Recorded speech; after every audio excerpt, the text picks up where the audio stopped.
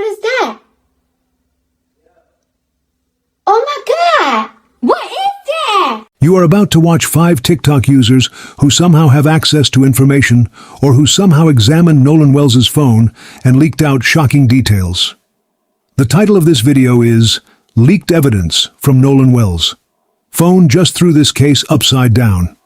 I need you to brace yourself for what you are about to hear, because what has emerged from the digital footprint of this case over the last 48 hours does not just challenge the official narrative, it completely shatters the timeline that authorities and witnesses have presented to the public.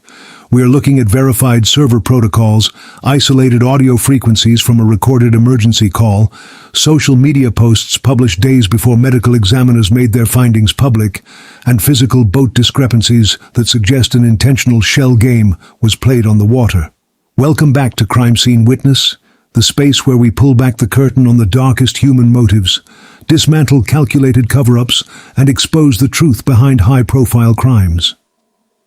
If you believe that true crime stories should deliver raw, analytical justice without sugarcoating the actions of ruthless individuals, take a moment right now to hit that like button, drop your thoughts in the comments below, and subscribe to the channel with all notifications turned on so you never miss an episode where we unmask the truth behind the headlines. Just received this message in my inbox, and it says, I was present during the events involving Nolan. Nolan was on the island with a girl while he had his phone. He later returned to his friends, and they all sailed back to shore. After that, his phone's location moved back and forth before ending up at Evan's house. As around 1 a.m., Nolan had asked for his phone back after he had been taken. Physical altercation followed. He said they observed Nolan gasping for air and coughing up blood. On July the 5th, search teams did not find Nolan. But based on the timeline and the information available to him, I believe that his body was moved sometime late in the evening of July the 5th or during early hours of July the 6th. They are saying that's exactly why there was nothing found in the initial search for Nolan. They believe that Nolan was unalive between July 5th and or either July the 6th. Those final conclusions are their personal beliefs based on them being a witness and knowing. Unfortunately, they weren't on the island to witness or give direct time to the dumping of his body. So unfortunately being covered up. One of the boys' mom, who is a judge, went to her house, and that's where the boat was cleaned because she knows what to use to clear evidence because she is a judge. To fully grasp how these 5 independent digital sleuths managed to throw this entire investigation upside down, we have to return to the foundational facts of what occurred on July 4th, 2024.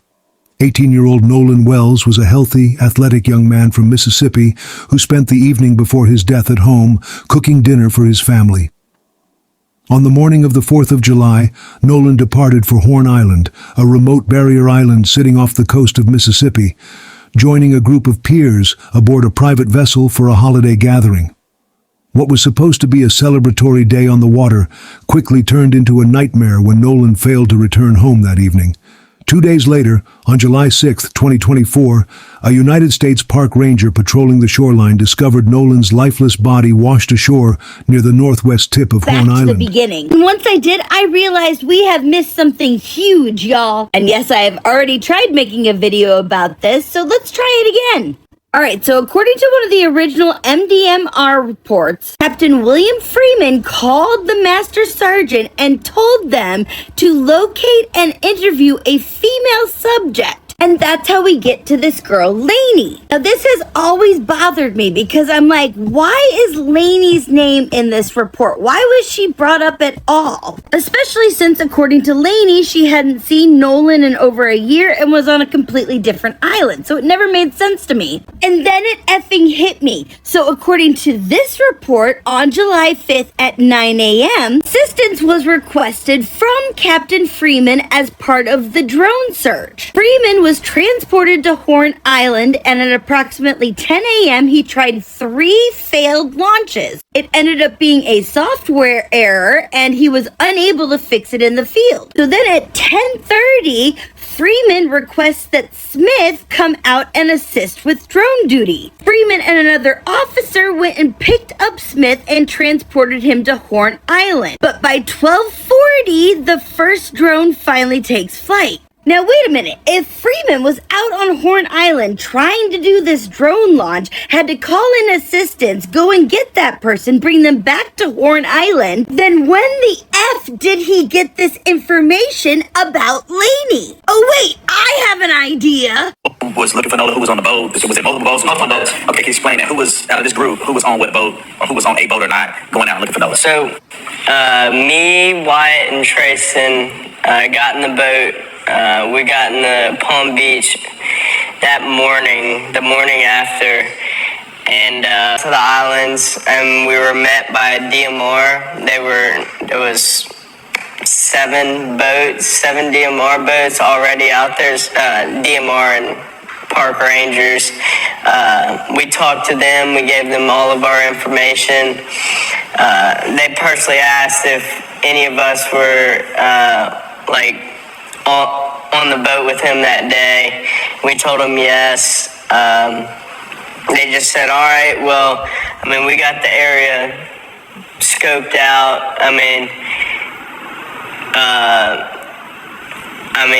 then after that, we just went up to the beach. I think we met up with y'all. Yeah. Okay, so by Morgan's own words, he, Triton, and Wyatt were on the Palm Beach out at Horn Island talking to MDMR. Oh, and when was that? When did they do that?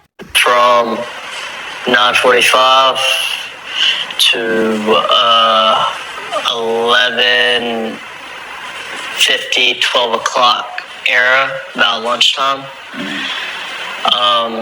While we were on the water, we talked to a rescue guy. Oh, you were out there until 11:50, you say? You mean 5 minutes before this phone call happened? Does that sound like a coincidence to you? Now, I don't think it's out of the realm of possibility to conclude that they were the ones who gave this information to Captain Bill Freeman. Again, why would they give Lainey's name if she wasn't there in that group that day? Especially when he was supposedly last seen with Katie, whose name again is conveniently absent from any report that we've seen. Now, this is about to get deep, y'all, because I reread the line again, now knowing that the boys were the ones who probably gave this information and not just some random good citizen. Specific wording says, Captain Freeman said to locate and interview a female subject that was possibly involved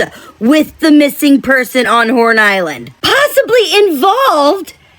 How did I miss that? How did we all miss that? Because there's two other boys mentioned in this that they don't make contact with, and it just says possible names associated with Wells. That is very different and intentional language. Now, as I've told y'all, I've spent weeks learning the dynamics of all these different friend groups and who they're friends with online, etc. Now, this is Lainey. Now, most people have clocked this picture where Lainey is with a girl who is wearing the same swimsuit last 4th of July as the one that is on the boat with Katie. I'm going to try and do this in the easiest way possible. I have narrowed down the BFF group with Lainey and these girls. All of these girls have called each other their best friends and taken pictures with each other at some point or another. Now, none of these girls are friends with any of the Wyatt Warren friend group.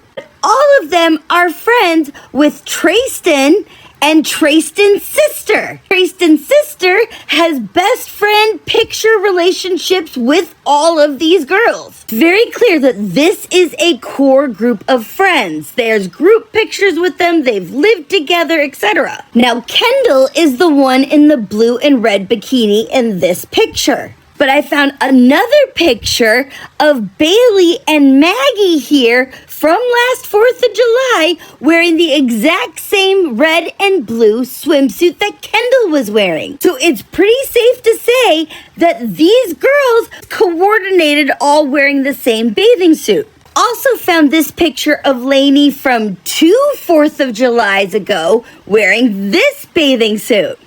Does it look familiar to anybody? That's right, that is clearly the same bathing suit from the boat with Katie, with a face that's conveniently been blurred. Now, do we think it's a coincidence that 2 swimsuits associated with this friend group all ended up on the same boat as Katie? I'm gonna say the chances are slim. Now, Kendall seems to have a longtime boyfriend. And guess what his name is? Jacob Brooks, which is the second name that comes up on this report. And guess who seems to be Lainey's longtime boyfriend?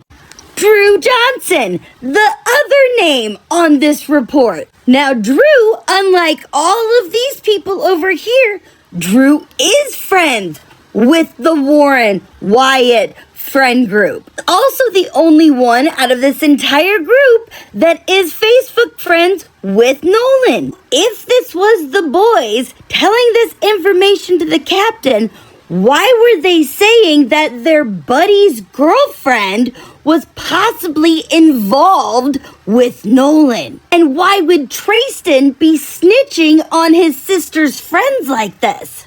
Now wait, one of Katie's BFFs, Nevaeh, is friends with a Caden McGrath. Caden is friends with 0 people from either group except for Nevaeh, as far as I can tell. Caden is somehow related to a Joe, who is frequently advertising on his page for the Biloxi Bay RV Resort. The one that I was saying that according to the GPS coordinates looks like they may have dropped somebody off at. So in my opinion, Joe is clearly somehow related to the Marty McGrath, who was the one who apparently took all these people on this boat, including Katie, when this friend group was supposedly left on this island. And I feel like that language is really important and overlooked because left makes it sound like your ride left without you. Now, according to Joe's LinkedIn, he is IT for the Ocean Marine Group,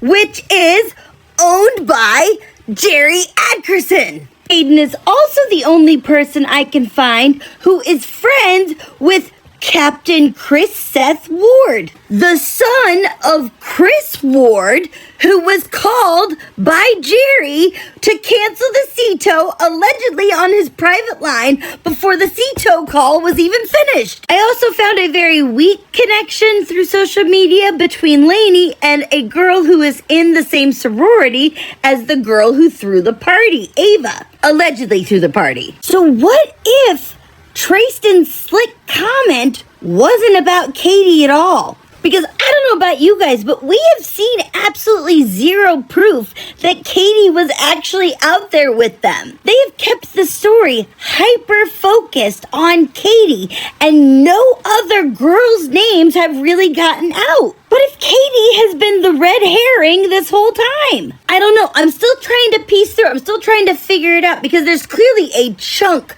that is missing out of this story. Like, I think Lainey is a red herring too, don't get me wrong, because I don't see these boys like freely offering up their motive or anything. But it sounds like maybe this Lainey girl was involved with Nolan behind her boyfriend's back at some point, and they tried to use that.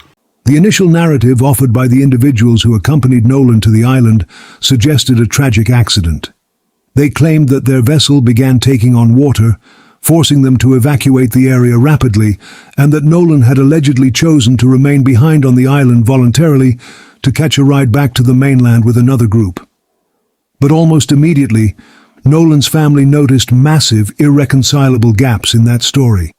When Nolan's personal cell phone was finally handed back to his grieving mother, Christine Wells, the device was completely devoid of any photos, videos, or Snapchat messages from the entire 4th of July outing. It seemed impossible that an 18-year-old spending a major holiday on a barrier island with a crowd of peers would record 0 digital media.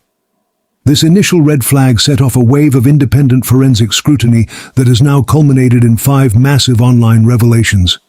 The first critical breakthrough comes from an online investigator who focused squarely on the mechanics of mobile application servers, specifically Snapchat's automated delivery system. This investigator pointed out a fundamental technical rule that completely invalidates the idea that Nolan's phone was simply returned untouched. Every single year, On major national holidays like the 4th of July, Snapchat's corporate servers deploy an automated system-wide holiday greeting message directly to every active user on the platform. This automated message is pushed directly from Snapchat's central servers into every individual user's chat list as an official notification. What do we have here, y'all? What do we owe? That's Nolan right there, y'all. That's Nolan right there. I'm trying to do it slow for y'all. This one of them breeze by. You know how they do the little boomerang thing on Instagram and all. It's one of those. Y'all see that? So I want y'all to pay attention to see everybody. I want to see who that is in the front. Y'all see this? That's Nolan. That is Nolan.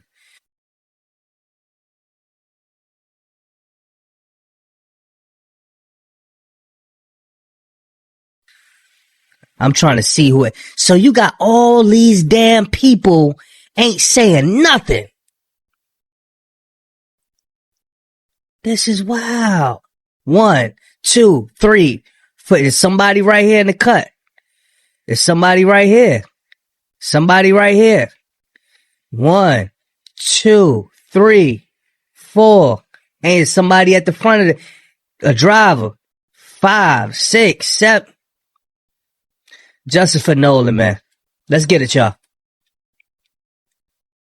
Look, 2 right there. Hold on. So 2 that up is there. where I'm, 2 up there. so that is Look, 2 up there. Just enjoying the breeze and shit. That's sad, man. Sad, man. So that is where I'm going with the video, because Warren, again, said that they were a tight-knit group of friends. Like, there's no outsiders in their circle. And so the same people that are on that video on June the 23rd are the same people that are in that still image on Horns Island, allegedly Horns Island, that we see here. When Nolan's phone was analyzed after being returned to his family, that automated 4th of July system message from Snapchat was nowhere to be found inside his chat logs. As this first investigator pointed out, an individual user can manually delete human conversations, clear message threads, or erase photos sent by friends. However, a user cannot prevent an automated server message from being delivered to their account in the first place. The complete absence of that automated 4th of July Snapchat message serves as overwhelming, undeniable proof that the application was manually accessed and selectively cleared, or that the entire device was subjected to a comprehensive data wipe before the physical phone was surrendered to the family. This finding completely guts the early claims made by witnesses who asserted that no one had tampered with Nolan's device. If the automated system message sent to millions of users on July 4th was missing from Nolan's phone, it means someone had physical possession of that unlocked device, logged into the application, and deliberately scrubbed the chat history to remove evidence of what transpired on that island. This single technical reality provides the foundation for the family's formal subpoenas issued against social media platforms to retrieve raw server logs that cannot be erased from corporate databases. The second major revelation comes from an audio engineer named Janetta Brantley, known online as Do That Girl Nita, who applied professional frequency separation technology to the publicly released 8-minute SeaTow emergency call. When the boat allegedly began taking on water, the individuals on board did not call 911 emergency services immediately. Instead, they contacted SeaTow, a private commercial maritime towing company. During that 8-minute recording, the audio was intentionally placed on mute by the caller for a significant duration, masking whatever was being said on board the vessel. Using advanced audio isolation software, Janetta Brantley separated the multi-layered audio tracks, pulling down the primary background noise and elevating the faint, muffled voices speaking while the phone was on mute. When critics and online skeptics attempted to dismiss her isolated audio work by claiming she had used artificial intelligence or voice synthesis tools to fabricate background chatter, Janetta came forward with a devastating counter-argument that silenced her doubters completely. Janetta pointed out that during her frequency isolation process, she distinctly isolated a background voice uttering a specific first name, Bart. At the precise moment, Janetta performed that audio engineering work and published her findings online. The name Bart, referring to Bart Edmiston, had never been mentioned in any newspaper, published on any news broadcast, or released by any law enforcement agency. It was a name completely unknown to the general public and entirely absent from early media coverage. Janetta posed two logical questions to those accusing her of fabricating the audio. Where could she have possibly sourced the distinct voice profiles of young adults she had never met? And how could she have randomly invented the exact name of a real individual who was physically present on that boat before his identity was ever made public? Her point is unassailable. An audio engineer cannot use artificial intelligence to guess a name that has not yet entered the public record. The presence of the name Bart inside that isolated audio proves beyond a shadow of a doubt that the SeaTow recording contains authentic, unedited background conversations that individuals on that boat desperately tried to silence using the mute button. Furthermore, when listeners analyzed the unmuted sections of that same call, they noticed another astonishing verbal Trying slip. to be on a boat. If 3 black people took a white man on a boat expedition and didn't return with him, the president would be making a speech right now. There is a double standard of justice and coverage. But here's why Kevin discusses in a great post about the national news's silence on Nolan Wells. If you Google Nolan Wells New York Times, there is no article. Nolan Wells MSNBC, nope, they haven't written one. By CNN, all that they have is a TikTok-style video, no written article. And the Washington Post finally has an article only after his body was found. Here's why Kevin references a study that found while black people make up roughly 35% of missing persons cases in the FBI database at the time of the study, they received only 7 to 11% of media coverage. This is why local news outlets like the Mississippi Free Press that's been reporting on this are so important, and why it's so dangerous that news has been consolidating into these big billionaire-owned corporations, forcing lots of local outlets recently to keep shutting down. You can find the GoFundMe of Nolan's family at the Schwink and My Schmile. And one of the most important things is that families will tell you what they need. Sometimes that's privacy, spreading the word, financial support. We don't want to assume, we want to let them tell us how to help. His mother's request a couple days ago was if you have any pictures or videos that were taken on the northwest tip of Horn Island on July 4th to reach out to her. This is her Threads account, and you can provide evidence to help their investigation. In subsequent media interviews, Warren Hudson admitted that during the chaotic moments on the boat, voices could be heard yelling in the background. While he attempted to backtrack and claim that other passengers were simply screaming about the boat taking on water, listeners who analyzed the original audio timestamps noted that the background shouting matches the frantic atmosphere described by callers who realized a severe medical emergency was unfolding right in front of them. If you are still watching at this point, drop a comment with "I'm still here." Let's see who is truly following this shocking story of digital evidence, conflicting statements, and the search for justice for Nolan Wells. The third explosive detail uncovered in this investigation centers around a disturbing social media post that surfaced days before official forensic medical findings were released to the public. On July 19, 2024, a social media post allegedly made by Bart Edmiston began circulating online. The post described a routine fishing trip, but concluded with a bizarre, highly specific phrase stating that someone caught a fish, followed by a remark about taking a blow or catching an impact to the back of the head in the occipital region. At the time that post was published on July 19th, the official cause and circumstances of Nolan Wells' death were strictly guarded secrets. The general public, the media, and online commentators were operating under the assumption that Nolan had simply drowned in open water after stepping off a boat. No public document, police report, or news article had made any mention of physical trauma or head injuries whatsoever. 4 days later, on July 22, 2024, nationally renowned civil rights attorney Ben Crump and independent forensic pathologist Dr. Roger Mitchell held a joint press conference to announce the findings of their secondary private autopsy. Dr. Mitchell revealed that his detailed examination of Nolan's body uncovered a distinct, focal area of deep red discoloration in the soft tissue at the back of Nolan's head, specifically located in the occipital region. The timeline correlation here is breathtaking. How could an individual publish a social media post referencing a physical impact to the back of the head on July 19th, when Dr. Mitchell did not publicly announce the discovery of soft tissue trauma on the back of Nolan's head until July 22nd?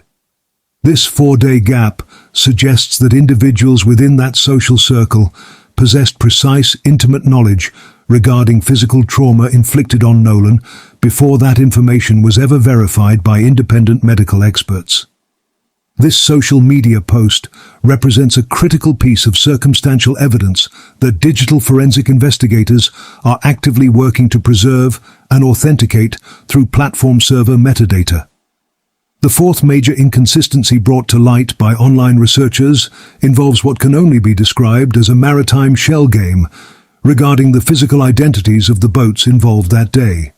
Throughout official documentation, media interviews, and public statements, multiple different vessel names and models have been tossed around interchangeably, including a Triton, a Tidecraft, a Tideline, and a Palm Beach. When independent analysts cross-referenced official reports generated by the Mississippi Department of Marine Resources against video footage recorded at the boat launch and photographs uploaded to social media, they discovered glaring physical contradictions. Official reports filed by marine supervisors list one specific boat make and registration, while video footage recorded at the meetup location clearly shows Nolan boarding an entirely different class of vessel with a completely different hull structure and capacity limit. This is not a minor technical detail or a harmless mix-up among Do this teenagers. together, y'all. How does young men who we don't really have any evidence that committed a crime, how do they get painted as criminals? How do they get painted as being responsible for the death of a person that was considered their friend? By putting you on the case. For real, that's like someone accused of SA and then turning him Republican. It's pretty much an admission of guilt. For real, why are you even on the case? You're not a cop anymore, Anthony Anderson, who would never be in Blackish. You asked, how do they get painted as criminals? How do you paint them innocent? All you are doing is defending those kids. You're interviewing them. You're pretty much their spokesperson. And just like with Sonia Massey, George Floyd, and everyone else, you're lying about this case. You said those kids took polygraph tests. Now you were checked and proven wrong by Nancy Grace. But here's her interviewing the kid's lawyer. Have your clients taken polygraphs? Nancy, my clients have not taken a polygraph test. Now this guy here is a boy's lawyer. His name is Tyler Cox. Of course it's Tyler Cox. Now what does this lawyer want you to see? Advertisement for his business called Cox and a bottle. The only two things he's advertising, his business and another business. Now, if you zoom in, you'll clearly see it's a bottle of Verdict bourbon. And he's been doing interviews all over, and he always has that bottle of bourbon behind him. Now, here's Brandon Tatum's podcast. What do you see? I see Verdict bourbon, right? Verdict bourbon is owned by Brandon Tatum. What a coincidence! So you don't think it's a conflict of interest for someone to market your product, who is also the lawyer of the white boys that you are protecting and painting innocent? Now, I'm positive Brandon Tatum's going to have a weak-ass excuse. Yeah, when I met him, I gave him a bottle because Verdict, he's a lawyer, Verdict, you know. But if the lawyer had any brains at all, he would see how this would look. By the way, you're defending those kids, Brandon. I wouldn't be surprised if they were drinking Verdict bourbon on the boat. Please threaten to sue me again, Brandon. Let's take this shit to discovery. I just received this message in my inbox, and it says, I was present during the events involving Nolan. Nolan was on the island with a girl while he had his phone. He later returned to his friends, and they all sailed back to shore. After that, his phone's location moved back and forth before ending up at Evan's house. As around 1 a.m., Nolan had asked for his phone back after he had been taken. Physical altercation followed. He said they observed Nolan gasping for air and coughing up blood. On July the 5th, search teams did not find Nolan. But based on the timeline and the information available to him, I believe that his body was moved sometime late in the evening of July the 5th or during early hours of July the 6th. They are saying that's exactly why there was nothing found in the initial search for Nolan. They believe that Nolan was unalive between July 5th and or either July the 6th. Those final conclusions are their personal beliefs based on them being a witness and knowing. Unfortunately, they weren't on the island to witness or give direct times of the dumping of his body. So unfortunately being covered up. One of the boys' mom, who is a judge, went to her house, and that's where the boat was cleaned because she knows what to use to clear evidence because she is a judge. This is In a true. marine death investigation, the exact make, model, and weight capacity of the vessel dictate every single physical variable of the case. Global positioning system tracking logs, engine speed calculations, water displacement rates, bilge pump capacities, and passenger placement maps are entirely dependent on knowing the precise vessel being analyzed. If authorities recorded global positioning system data from a Triton, while witness statements described events occurring aboard a Tidecraft or a Palm Beach, the entire official reconstruction of the timeline becomes completely meaningless. Commentators examining this boat discrepancy have raised a serious question. Were responding agencies and public relations representatives intentionally floating conflicting boat details to create public confusion, dilute digital tracking efforts, and keep independent investigators chasing the wrong physical evidence? Whether caused by gross administrative incompetence or deliberate misdirection, the failure of official reports to establish a single, verifiable vessel identity represents a massive gap that law enforcement must reconcile under oath. The fifth and final layer of this investigation exposes the escalating legal warfare between the district attorney's office, local law enforcement, and the legal team representing the Wells family. Following public outcry driven by these online findings, District Attorney Angel Myers McElrath issued a public press statement criticizing media commentary and claiming that private individuals were twisting facts and pushing unverified narratives. However, legal analysts quickly pointed out the deep hypocrisy inside the prosecution's media strategy.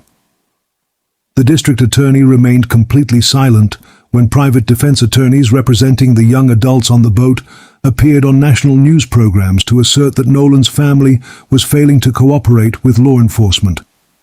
Yet, the moment the Wells family's legal team submitted formal letters demanding federal intervention and independent forensic access to the physical phone, the district attorney suddenly decided to engage the press, claiming she was bound by strict rules of prosecutorial secrecy. Under Mississippi state law, the official autopsy report generated by the state medical examiner remains legally sealed and cannot be released to the victim's family or the general public until it is formally presented to a sitting grand jury. Check this out. Allow me to drop a thought.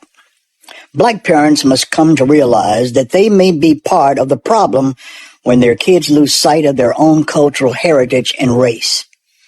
Some black parents love the idea of their black kid being the only black kid in a white group.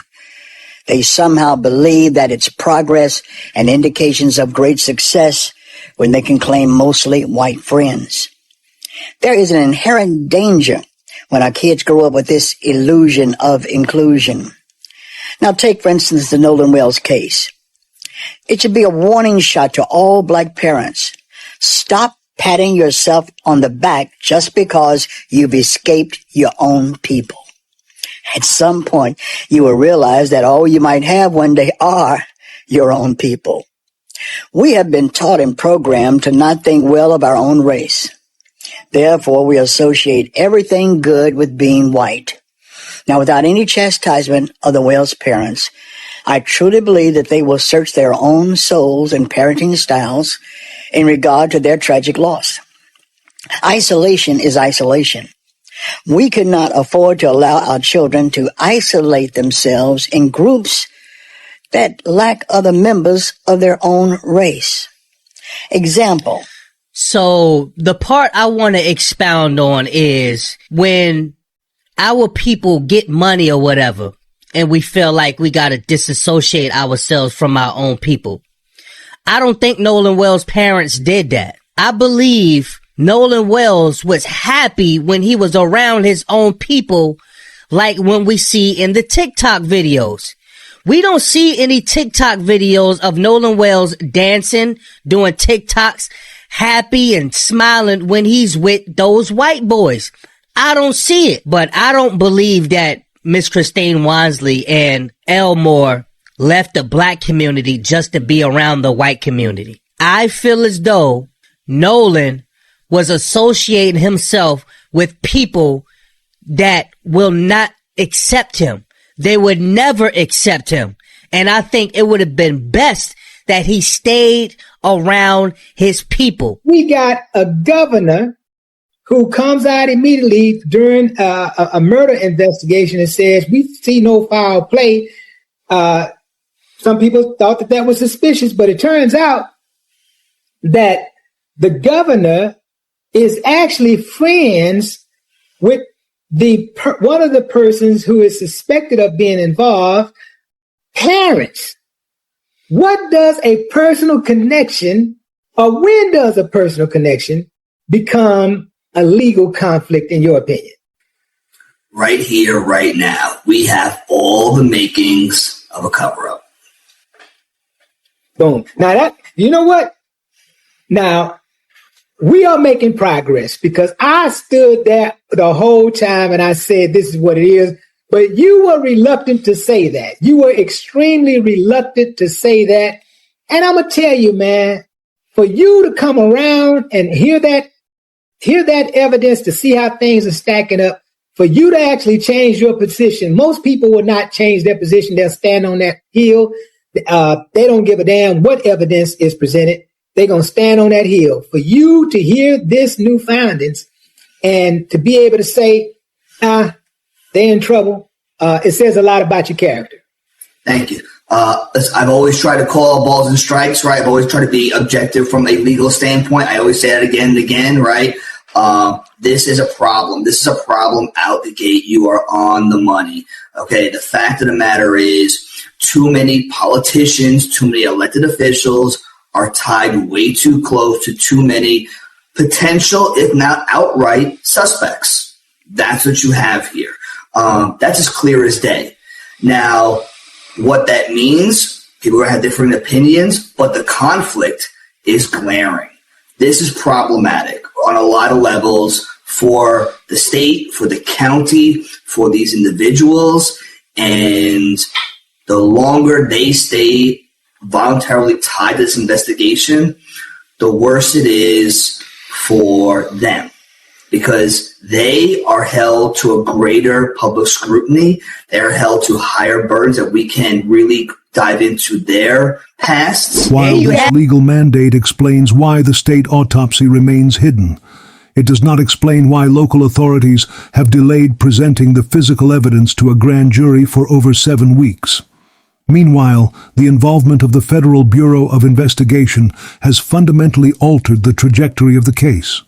Federal agents are actively conducting independent digital forensic extractions on cloud accounts, server backups, and mobile devices.